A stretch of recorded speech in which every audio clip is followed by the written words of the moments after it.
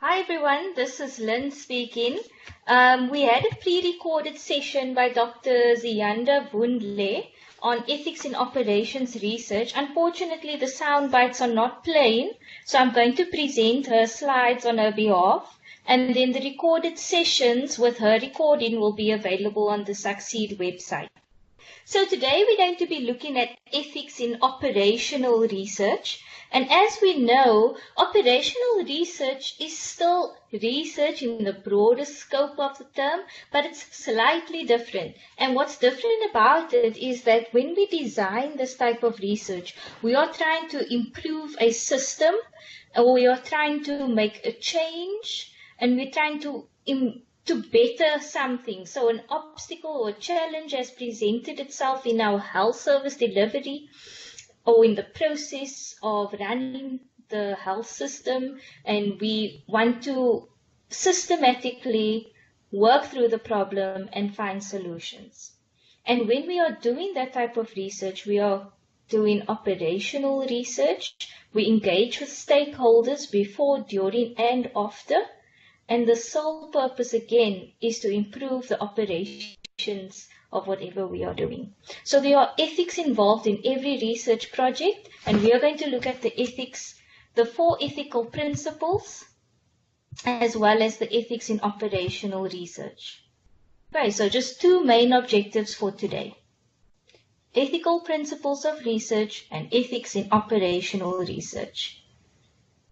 If we think about the reasons behind why we need to understand ethics in operational research, it's because research involving humans is necessary to answer questions on human composition, function, behavior, and health. Designing interventions to better the lives of individuals and communities. We can't exactly improve the lives of communities or the people if we're not asking them what it is that they need, or what it is that they want, or what it is that they struggle with. Over the years, there's been some really questionable research studies that has called for us to regulate what researchers are doing. I don't know if any of you remember the Milgram's experiment, the prison experiment. There's been experiments with the Nazis. I'm going to actually upload a list of some of the research projects, the most unethical projects of our time, so that you can see why it's necessary for us to regulate the research that we are currently doing. There are 4 guiding principles of ethical research. There's autonomy, beneficence, nonmaleficence, and justice. Now, I know they're a bit of a tongue twister to say, but I'm going to explain each of them individually. The first one is the principle of autonomy. Autonomy means individual choice. It means the person has the right to choose to participate in the research. The person has the right to be fully informed about what the research is about, and they have the right to not participate in the research. Now, this is especially important when you are doing research in a healthcare setting. You can't assume that every patient that is enrolled in a certain treatment program is going to be a part of your research project. They have the right to decline. Also, they have the right to decline without any negative consequences to them declining. They can't be singled out. They can't made to feel that they're not doing something that's in their own best interest. So it's just respecting the right to individual choice and self-determination. To do that, we usually include an informed consent letter. So you attach to your ethics application will attach an informed consent letter, which will include what the research is about, the benefits of the research, the risks of the research, the rights of the participant, what is going to happen to the information, as well as what your role as the researcher is. Attached to this is a consent form that the participant will sign. And the participant gives it to you. You keep it with you as part of your records, but the participant should ideally get a copy of it so that they've got information about the study as well. But it's the same like when you try to, when you sign any contract, you don't just sign things, you like to keep a copy of it. And the same goes for the research project. You want them to be fully informed and you want them to have the freedom of choice. Our second principle is the principle of beneficence, and this promotes the welfare of individuals as the primary goal of health research.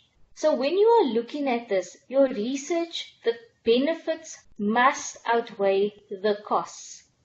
The benefit of what you are doing must be greater than the cost of the time and the resources of both your resources and your time and the patient's resources and their time.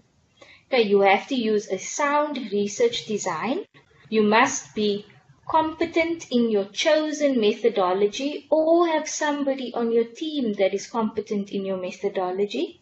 And your research results must be of scientific significance. This is not saying that you must have a significant t-test. It means that your rationale for your study, the significance of your study has been clarified.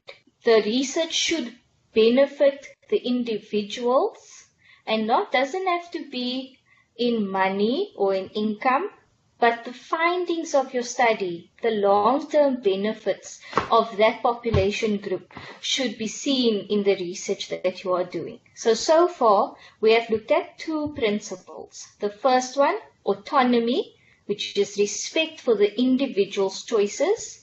And the second one was beneficence, which is looking at the welfare of individuals with the benefits outweighing the costs. Our third principle is the principle of non-maleficence, and this looks at avoiding harm. We want to make sure that we are not causing harm to the participants. Now, this is a contentious field because sometimes there are going to be treatments that may have negative or adverse effects on the patient. These must be clearly explained. Lots of research gone into preparing your protocol about this. But in general, the types of research that you will be doing if you are doing master's level research, you are not going to be causing or trying not to be causing any harm to any participant. And this is not only physical harm, this is emotional harm as well, mental harm as well. You need to maintain the bodily and psychological integrity of your research.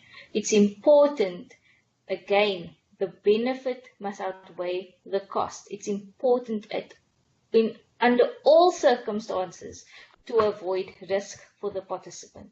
Our fourth principle is the principle of justice, meaning equal opportunity to individuals to make the choice of participating in the research. So in the first principle, we spoke about the principle of autonomy, meaning the person has the right to be informed about it and to make their own choices regarding participating or not.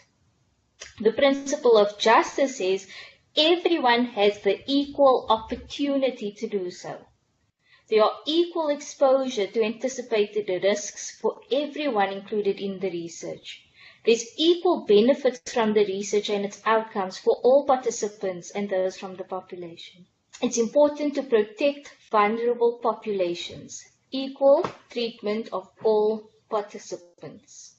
So 4 main principles that we briefly went over. There are several guidelines and international standard documents that outline these principles in various contexts.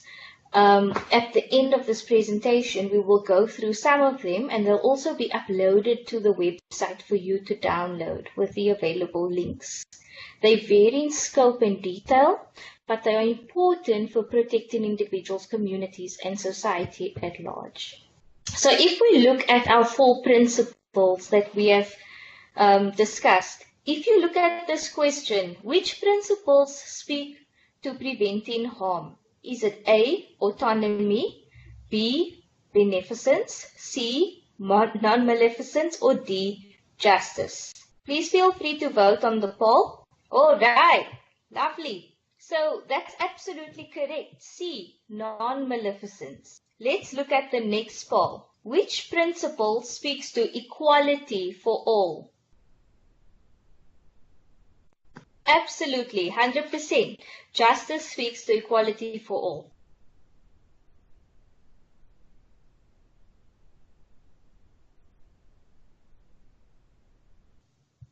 I want us to take a look at the cycle of implementation research. Okay, and if we look at the cycle of operations research, we define the question, we search for the evidence, we appraise the study, we synthesize, we adapt, we implement, and then we evaluate what we did. So let's go through each part of this. When we look at defining the question, it's important for us to think about what are the benefits of the study, what is the significance of my study. That goes to the principle of beneficence, where we are supposed to think about how is this going to benefit the population. When we think about searching for the evidence, it's important for us to think about the integrity of what we are doing. We need to document and clearly define how we're going to search for our evidence. We need to document and clearly reference where we have found information. It's important to show rigor in our research. That is also an ethical practice. It's important for us to critically evaluate the evidence that we are using. Even when we interpret information and make recommendations for practice, again, these 4 principles should guide us. When we think about benefits of the research for the community we have sampled from, it's important to adapt the information into the local context. It's unethical for us as researchers to conduct research and never feed that research back into the system when we are doing operational research. Operations research doesn't stop at your report. It stops. Well, actually, it doesn't stop. It continues to the next cycle, because once your report is done, you're going to communicate that back to the stakeholders. You're going to try and implement that into policy, and then you need to evaluate what you have done. After your evaluation, you may find other gaps for future research, which may lead to your next project. Your implementation should be based on sound evidence. You are using valuable time and resources when you implement programs. It's important for you to make sure that you are doing that with the correct information. It's also important to evaluate the effectiveness of your implementation efforts. What I've done is I've used this diagram from the Stellenbosch Health Research Ethics Committee website. The website is at the bottom and it's easily searchable on the internet. You just have to search Stellenbosch University Health Research Ethics.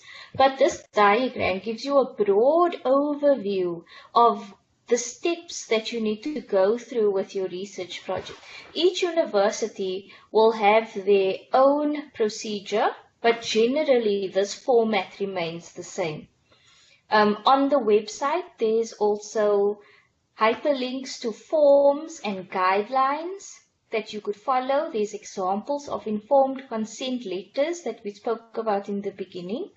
And I really advise you to go onto the website and see all the little pieces that's involved in an ethics application.